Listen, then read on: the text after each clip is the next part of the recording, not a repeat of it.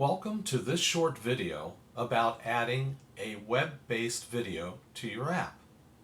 When you want to add just one single video on a particular topic, let's say a review of the year for MadLearn in 2018, we want to go to the web and bring that address into our app to be able to show it through the app.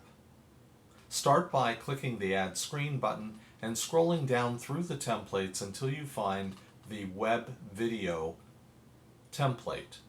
Be sure that you choose this one for just a single video as opposed to the Video Gallery template. Drag the Web Video template to the gray box, name it MadLearn in 2018, and do the same for the title bar.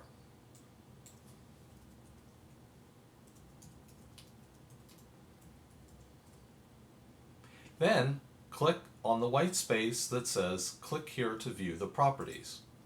Doing so will open up a window for the web-based URL. Delete what is here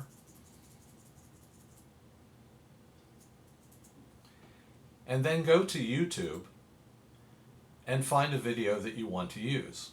In this case, we're going to choose the MadLearn Magic video by clicking on the Share button, copying the URL address for it,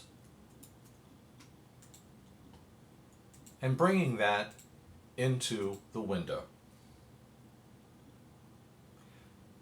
Once we save this screen, the video will appear in its final version when shown through a device on the MadLearn store.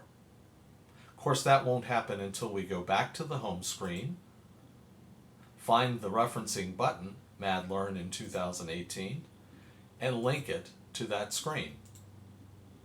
Remember to save this screen, and finally, refresh your app so that the Mad Store knows there's an updated version. Videos can be an important part of your app. Adding one at a time is a good way to do it. Good luck!